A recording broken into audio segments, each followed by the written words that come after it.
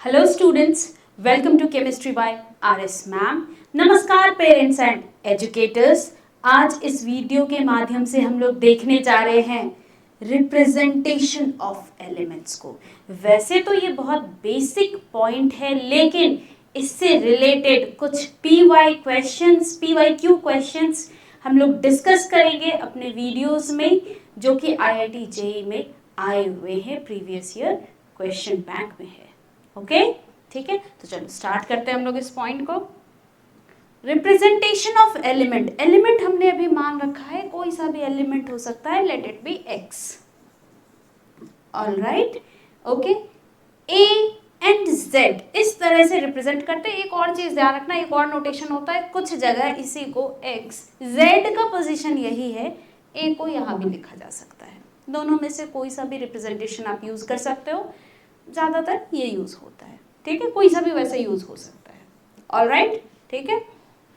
अच्छा, अब देखो यहाँ पर ए एंड जेड का मीनिंग बहुत ही इंपॉर्टेंट पॉइंट है बेटा। ये ए एंड जेड का मीनिंग, अगर आप लोगों को ध्यान आ रहा हो what is a what is Z, तो आप थोड़ा ध्यान लाने की कोशिश करो कि ये क्या था। तो आपको याद आएगा कि इन्हीं में से एक एटॉमिक नंबर होता है, एक होता है मास नंबर। लेकिन जैसे ए फॉर एप्पल होता है, वैसे यहाँ ए फॉर एटॉमिक नंबर नहीं होता बच्चों। इस पॉइंट को जरूर से ध्यान रखें। Alright, Z it denotes atomic number. ठीक है, एटॉमिक नंबर को हम लोग जेड से रिप्रेजेंट करते हैं, मास नंबर को ए से रिप्रेजेंट करते हैं। मास नंबर को ए से रिप्रेजेंट करते हैं। यहाँ पर एक और पॉइंट मैं बताना चाहूंगी, कई बार बच्चे यहाँ पर बोलते हैं कि भाई A is atomic mass. Atomic mass बच्चों फ्रैक्शन में होता है, बट इन दोनों में से कोई भी कभी फ्रैक्शन डेसिमल नहीं हो सकता। ऑलराइट, अभी हम लोग जैसे ही समझेंगे what is atomic number what is mass number, तो साफ साफ ये पॉइंट क्लियर हो जाएगा कि कैसे ये डेसिमल कभी हो ही नहीं सकता। एंड एटॉमिक मास वो तो फ्रैक्शन में आता है, डेसिमल में आता है। क्यों? क्योंकि बहुत सारे आइसोटोप्स होते हैं कई बार किसी एक एलिमेंट के, उन सब का जब होता है ना एवरेज मास, अब जब लेते हो उसी को लिखा जाता है जनरली पीरियोडिक टेबल में कि इस एलिमेंट का एवरेज मास कितना है। बात समझे? दैट इज व्हाई ये फ्रैक्शनल होता है। पॉइंट में कुछ ना कुछ वैल्यू आएगा। ठीक है, आप साफ साफ पीरियोडिक टेबल में अगर जब भी देखोगे तो ये पॉइंट आपको दिख जाएगा कि हाइड्रोजन का 1.00 समथिंग ऐसे रहेगा। ठीक है, क्लोरीन 35.5 के बाद भी कुछ नंबर्स होते हैं। ऑलराइट, ठीक है, 15.9999 अगर है तो 16 हम लोग लेके उसको अपने क्वेश्चन में यूज करते हैं। ऑलराइट, ठीक है, तो ये डिफरेंस होता है एटॉमिक मास और मास नंबर में। ठीक है, बात समझ आई? तो ए फॉर एटॉमिक मास भी याद नहीं रखना है। ठीक है, ओके, चलो अब आगे बढ़ते हैं थोड़ी और कुछ इंपॉर्टेंट जानकारी के साथ। तो अब ये देखते हैं कि एटॉमिक नंबर, ये जो Z होता है, Z it denotes number of protons। Number of proton जितना भी होगा वही होगा ये Z। ऑलराइट, ठीक है, ओके। अब देखो मास नंबर के बारे में थोड़ा हम लोग देखते हैं कि मास नंबर किस चीज को डिनोट करता है। मास नंबर डिनोट करता है बच्चों टोटल नंबर ऑफ न्यूक्लियॉन्स को मास नंबर रिप्रेजेंट करता है। न्यूक्लियॉन्स, न्यूक्लियस में रहने वाले जो भी चीजें होती है उनके लिए टर्म यूज होता है न्यूक्लियॉन्स। तो न्यूक्लियस के अंदर एटम में क्या क्या होता है, इलेक्ट्रॉन प्रोटॉन एंड न्यूट्रॉन।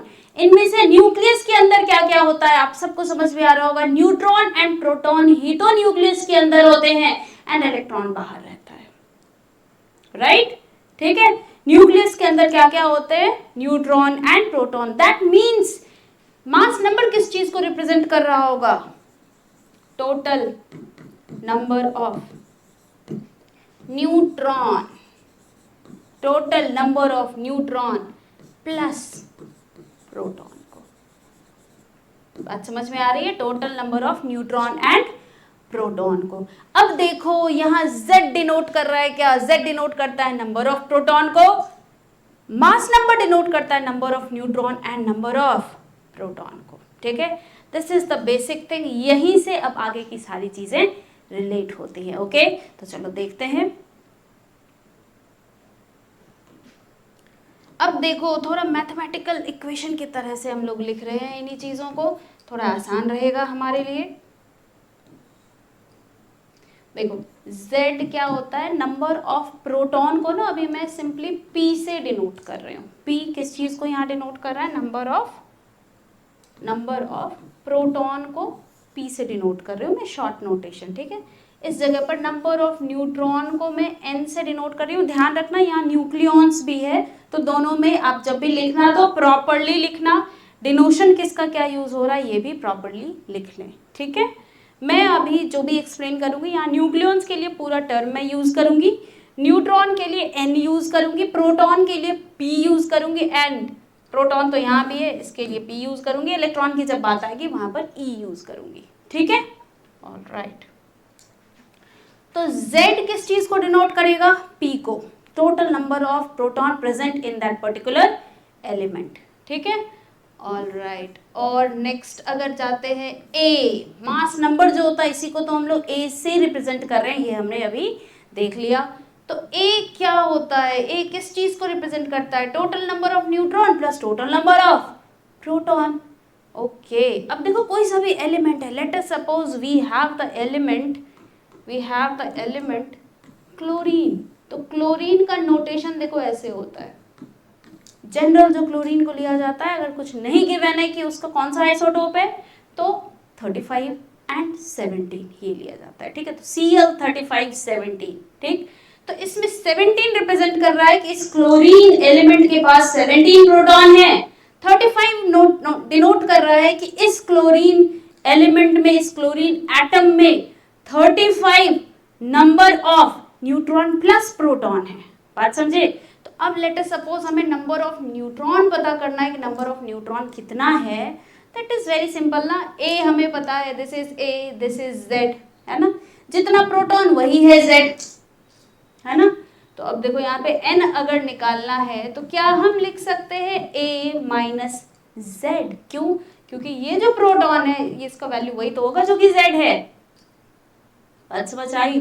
ठीक है, तो देखो यहाँ हमने क्या सीखा, यहाँ हमने सीखा कि प्रोटॉन का वैल्यू जब भी हमें चेक करना है तो एलिमेंट, देखो एलिमेंट को डिनोट कैसे करना है, Z जो होगा वही होगा उसका प्रोटॉन। ऑलराइट, न्यूट्रॉन के नंबर के बारे में अगर बातचीत हो रही है, मूल कंसेप्ट के क्वेश्चन में कई बार कुछ ऐसा होता है कि कुछ स्पेसीज दे देगा एंड उसके बारे में पूछेगा कि भाई बताओ इसमें टोटल नंबर ऑफ इलेक्ट्रॉन कितने हैं, मोल्स ऑफ इलेक्ट्रॉन कितने हैं, मोल्स ऑफ प्रोटॉन कितने हैं, न्यूट्रॉन की संख्या बताओ, कोई आयन दे दिया, N3 माइनस दे दिया एंड बोला कि भाई इसमें बताओ total number of valence electron कितने हैं, इस टाइप का कुछ भी चीज पूछ सकता है। अब इन सारे क्वेश्चन का बेस यही है बेटा, कई बार लगता है छोटा सा पॉइंट है ये मिस हो रहा है, लेकिन एक एक पॉइंट इज इंपॉर्टेंट, ये ध्यान रखना। बात समझ आई? ठीक है, तो बहुत इंपॉर्टेंट बात है और उतना ही सिंपल भी है, मैं ये भी बोलूंगी। एक बार अगर आपने अच्छे से देख लिया है, इसको नोटबुक में लिख लिया है, तो ये आपसे गलत हो ही नहीं सकता, प्रोवाइडेड आपको आपके मन में हो, आपने उतना रिवाइज कर रखा है इस पॉइंट का। ठीक है, इस पॉइंट को रिवाइज करने में बहुत ज्यादा टाइम भी नहीं लगता, ये ध्यान रहता है। ठीक है, तो नंबर ऑफ न्यूट्रॉन कभी भी निकालना होगा तो सीधा फॉर्मूला A माइनस Z। ठीक है, A mass number minus atomic number. Alright, तो देखो यहां से आपका नंबर ऑफ प्रोटॉन आपके पास आ जाएगा, नंबर ऑफ न्यूट्रॉन आपके पास आ जाएगा। ठीक है, अब किसी भी एटम के अंदर रहने वाला तीसरा वाला स्पीसीज क्या होता है, वही तो होता है इलेक्ट्रॉन। और एक खास बात, प्रोटॉन एंड न्यूट्रॉन कहाँ रहते हैं, न्यूक्लियस के अंदर। प्रोटॉन एंड न्यूट्रॉन कहाँ प्रेजेंट होते हैं, न्यूक्लियस के अंदर। किसी भी केमिकल रिएक्शन के दौरान, during any chemical reaction, electron का पार्टिसिपेशन होता है बेटा, neutron and proton do not take part in any chemical reaction. बात समझ आई? उनका नंबर चेंज नहीं होता। इलेक्ट्रॉन का आदान प्रदान हो सकता है, इलेक्ट्रॉन का नंबर वेरी कर सकता है, number of neutron number of proton very नहीं करता।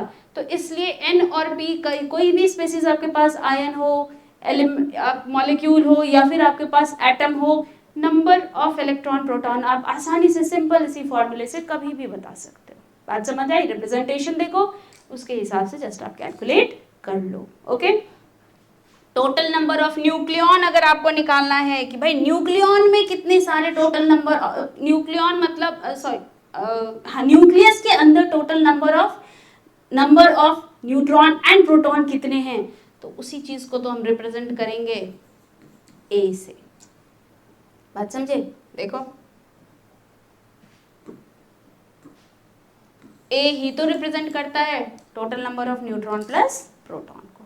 ठीक है, तो अगर क्वेश्चन में नंबर ऑफ प्रोटॉन की बात आए तो Z से रिलेट करेंगे, नंबर ऑफ न्यूट्रॉन की बात आए जो कि ज्यादा होता है, प्रोटॉन इलेक्ट्रॉन न्यूट्रॉन की बातें ज्यादा होती है, न्यूक्लियॉन्स की बातें थोड़ी कम होती है रिलेटिवली। ठीक है, लेकिन अगर कभी न्यूक्लियॉन्स की बात भी आए तो ये जो A होता है यही तो न्यूक्लियॉन को रिप्रेजेंट करता है।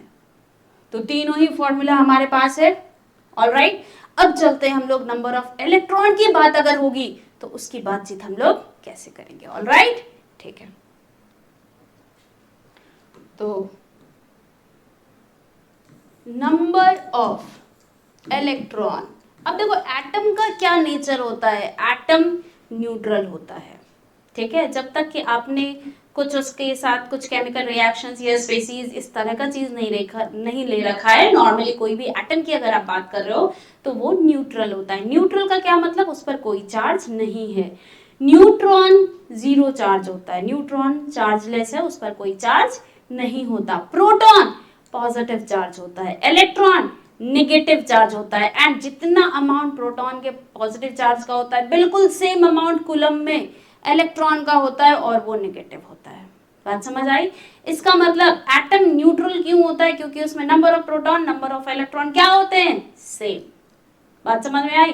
तो दोनों एक दूसरे को कैंसिल कर देते हैं, न्यूट्रॉन की वजह से तो कोई चार्ज आ ही नहीं रहा है। बात समझ आई? ठीक है, इसी पॉइंट को हम लोग अभी यूज करेंगे। ऑलराइट, तो देखो नंबर ऑफ इलेक्ट्रॉन कितना होगा, अगर न्यूट्रल एटम की आप बात करो, न्यूट्रल एटम की बात करो, क्वेश्चन में कोई एटम गिवन है उसमें और कुछ नहीं गिवन है, दैट मीन्स वो न्यूट्रल एटम की बात हो रही है। तो न्यूट्रल एटम में क्या होगा, number of electron will be equal to number of protons. And number of proton का क्या मतलब होता है, ये किस एक्स ए जेड में किस चीज से, ए या जेड कैसे डिनोट कर सकते हैं, तो जेड से डिनोट कर सकते हैं ना। बात समझ आई? ठीक है, तो न्यूट्रल एटम में नंबर ऑफ इलेक्ट्रॉन वही होगा जितना Z है, जितना उसका एटॉमिक नंबर है। ऑलराइट, ठीक है, ओके। अब बात आती है what if it is not neutral. ठीक है, तो दो केस हो सकता है, वो जो भी आपका आयन हो या नहीं तो पॉजिटिवली चार्ज हो सकता है या नहीं तो निगेटिवली चार्ज हो सकता है। ठीक है, तो दोनों ही केसों को देख लेते हैं। ठीक, फॉर कैटायन, अब कैटायन का एक जनरल एक्सप्रेशन मैं यहाँ दे देती हूँ और एक एग्जांपल इधर लिख लेती हूँ। लेट अस सपोज कैटायन अभी है हमारा कैल्शियम Ce2+। ठीक है, तो कैल्शियम का A मास नंबर होता है 40, Z होता है 20। ऑलराइट, तो देखो इस तरह से हमारे पास एलिमेंट का इंफॉर्मेशन रहता है। तो एलिमेंट है, this is A, this is Z। ठीक है, ओके। अब कैटायन का डिनोशन देखो मैं यहाँ क्या कर रही हूँ, लेट अस सपोज वो एलिमेंट जो कि जनरल हमने अभी क्या ले रखा है, XAZ, राइट, XAZ। इस पार्ट को अगर अभी आप देखो, बात समझ गए? ठीक है, ऑलराइट, ठीक है, तो X कैल्शियम है, A एंड Z गिवन है। ठीक है, अब क्योंकि ये कैटायन है तो इसमें some charge will be there. अब कैल्शियम है तो हमें पता होता है ये 2+ चार्जेस पर आता है, तो 2+ लिख रखा है। अभी ये कोई सा भी जनरल अगर हमारा कैटायन है तो लेट अस सपोज इस पर कुछ L समथिंग L+ चार्ज है, इस पर L कोई सा भी 1 2 3 इस टाइप का कोई भी नंबर हो सकता है। ठीक है, L+ चार्ज अगर कैटायन पर है, कैल्शियम पर 2+ चार्ज है, इसका क्या मतलब होता है, 2 इलेक्ट्रॉन का लॉस हो चुका है बच्चों, है ना। जब भी कैटायन होता है इसका मतलब लॉस ऑफ इलेक्ट्रॉन से वो कैटायन बनता है। सोडियम NaCl अगर बनने लगता है तो सोडियम जो Na+ होता है दैट मीन्स सोडियम मेटल है, it has lost 1 electron. Calcium metal है, इट हैज लॉस्ट 2 इलेक्ट्रॉन, तब जाके 2 प्लस आया है। तो ये हमेशा ये ध्यान रखना, L प्लस है, that means this particular atom has lost this many electrons. बात समझ आई? तो एक चीज देखते हैं, अच्छा lost this many electron, this we can add here, ठीक है। तो अगर XAZ केवल होता तो इसमें टोटल नंबर ऑफ इलेक्ट्रॉन क्या होता? जैसे न्यूट्रल एटम, एटम हमारा क्या लिया था हमने general, XAZ, this is the neutral atom, तो नंबर ऑफ इलेक्ट्रॉन कितना आया? Z। तो अगर ये न्यूट्रल होता, ये अभी कैटायन नहीं होता, तो इसमें टोटल नंबर ऑफ इलेक्ट्रॉन कितने होते? उतने ही जितना कि Z, ठीक है। लेकिन अभी ये न्यूट्रल नहीं है, इस पर चार्ज है, कैटायन है ये, it has lost some electron. How many electrons it has lost? तो L electrons it has lost. तो answer will be Z total होता, लेकिन इन्होंने कुछ लूज कर दिया है, तो टोटल नंबर ऑफ इलेक्ट्रॉन क्या हो जाएंगे?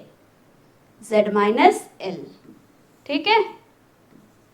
तो total number of electron cation के लिए कैसे निकालेंगे? जो भी इस पर चार्ज होगा ना Z में से उसको माइनस कर देना।